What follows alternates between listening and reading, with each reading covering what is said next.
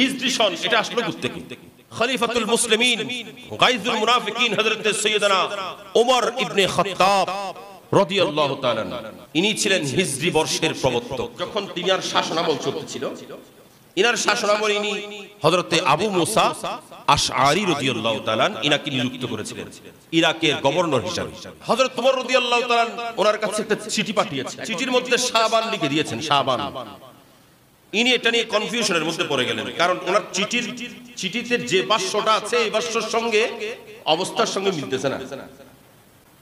তখন হযরতে সাইয়্যিদানা আবু মুসা আশআরী রাদিয়াল্লাহু তাআলা তিনি হযরতে ওমর ইবনে খাত্তাব রাদিয়াল্লাহু তাআলাকে পত্রের মাধ্যমে জানালেন, হুজুর আমাদেরকে একটা ইসলামিক ক্যালেন্ডার নির্ধারণ করা দরকার, কারণ শুধু মাস লিখলে আমরা এগুলো বুঝতে পারবো না। আবু মুসা আশআরী রাদিয়াল্লাহু তাআলা যখন ওনার কাছে পত্র পাঠালেন, হুজুর এটা একটা নির্ধারণ করা দরকার, এটার একটা ব্যবস্থা করা দরকার, আমরা বিভিন্ন সমস্যার সম্মুখীন হচ্ছি। তখন হযরতে ওমর ইবনে খাত্তাব রাদিয়াল্লাহু তাআলা সাহাবায়ে কেরামদেরকে নিয়ে একটা বৈঠক করলেন। সবাই পরামর্শ, সবাই বসে বলে যে হ্যাঁ এটা খুবই গুরুত্বপূর্ণ আমাদের জন্য, এটা করা আমাদেরকে অবশ্যই করতে হবে, এটা আমাদের জন্য জরুরি হয়ে গেছে। এই বছর যেটা আমরা নির্ধারণ করব এটা কখন থেকে শুরু করব? কেউ বলেন রাসূল পাক যে বছর দুনিয়ায় এসেছেন, রাসূল পাকের জন্মকে সামনে রেখে, ওনার দুনিয়ার শুভাগমনকে, ওনার মিলাদুন নবীকে সামনে রেখে আমরা বছর শুরু করব।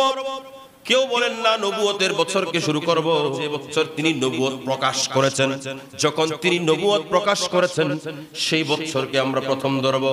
এভাবে করে চলতে চলতে হযরত সাইয়্যিদানা মাওলায়ে কায়নাত আলীউল মুরতদা রাদিয়াল্লাহু তাআলা প্রস্তাব দিলেন, না না, আমরা রাসূল পাক যে বছর জন্মগ্রহণ করেছেন রাসূলের জন্মকে নিয়েই, রাসূলের শুভাগমনকে নিয়ে আমরা হিজরি শুরু করব না।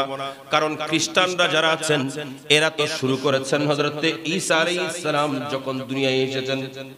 ঈসা আলাইহিস সালামকে এরা যীশু খ্রিস্ট বলে, হযরত ঈসা আলাইহিস সালামকে তারা আল্লাহর পুত্র বলে। নাউযুবিল্লাহ। সেজন্য তারা ঈসা আলাইহিস সালামের জন্মকে নির্ধারণ করে খ্রিস্টাব্দ নির্ধারণ করেছেন। আমরা সেটা করতে পারি না। আমরা আমাদের বছর শুরু করব তো হিজরতকে কেন্দ্র করে শুরু করব।